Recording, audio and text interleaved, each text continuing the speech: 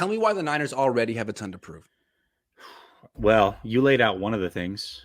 One is Jimmy Garoppolo is still on this roster. Yeah. The thought across the nation is by big time writers, big time pundits, is that he's here because they don't trust Trey.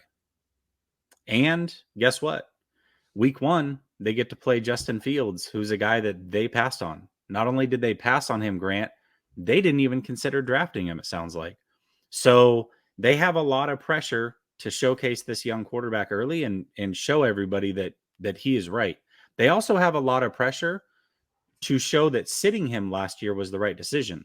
I don't know if you caught the interview with Peyton Manning, but Peyton Manning recently said that for him, those starts his rookie year, if he didn't have those starts his rookie year, there would be no 13-3 season his second year. Yeah. His brother Eli, he also attested to saying that those 6 starts that he had were much more valuable than sitting 10 games behind Kurt Warner, who is a Hall of Fame quarterback. Right. So was that makes decision sense. right? I believe that. So that's and then winning. I mean, this team has to go out and win right away. These 2 games cannot be games that they mess around with and lose. It doesn't matter who's in and who's out. They are expected to win these games. To me, there's a lot of pressure going into week 1 when really it should be early season. You're figuring out who you are as a team. I think that there's a lot of pressure on this team to perform and perform very, very quickly. Yeah, absolutely. I would agree. There's a ton of pressure on this team. They went to the NFC Championship game last year. They're benching a quarterback who's 33-14. It's very heady stuff. And yet they're doing the right thing. And a lot of people think they're not. But those people really haven't been following the 49ers that much. And what I think is the best part about this whole thing is that suddenly the Niners have become like the number one topic in sports, which they always should be. Because, I mean, it's the only team I cover, and I think they're endlessly entertaining.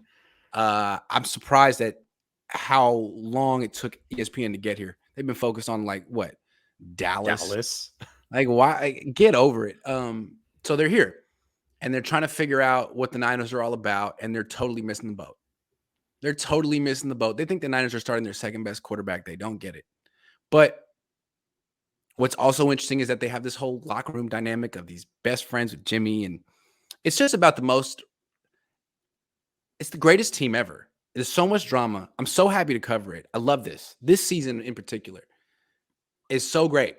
But the Niners do have a lot of, anything they do, it's like the Niners, even Trey, he's in a position where he could be perfect and it might not be good enough. Mm-hmm. He could throw a touchdown pass and someone be like, hey, yeah, but the pass wobbled. Or someone else was even more open on the other side. You know what I mean? Or the ball came out a little late. I mean, really, frankly, the best part of the preseason was when people were saying that he should have stood in and took a hit while throwing over the middle to Brandon Ayuk in a preseason game. Like, what? What are you talking about? It's a preseason game. Well, there's a free rusher right here. And they're like, oh, he really shouldn't have taken that sack. He should have thrown. This is so dumb. So, and that's what's going to happen. It's not just going to be the media. It's going to be his own teammates. That's the problem. So they better win a lot.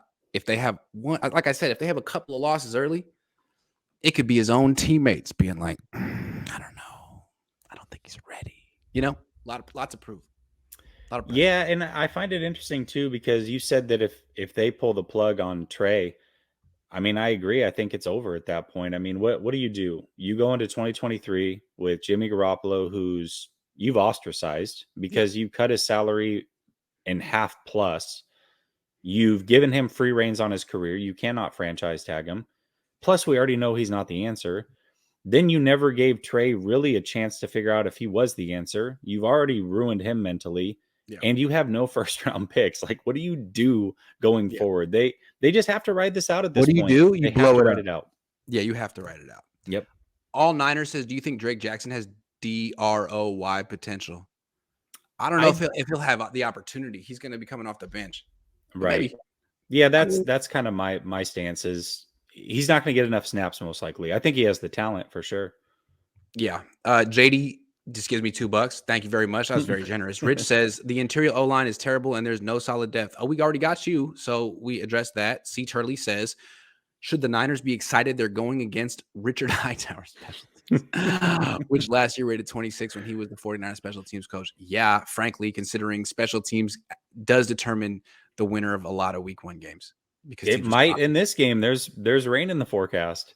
Yeah. Niners throwback says interesting. 49ers coaches that had back-to-back winning seasons: Bill Walsh, George Seifert, Steve Mariucci, and Jim Harbaugh. Kyle hasn't. Will he?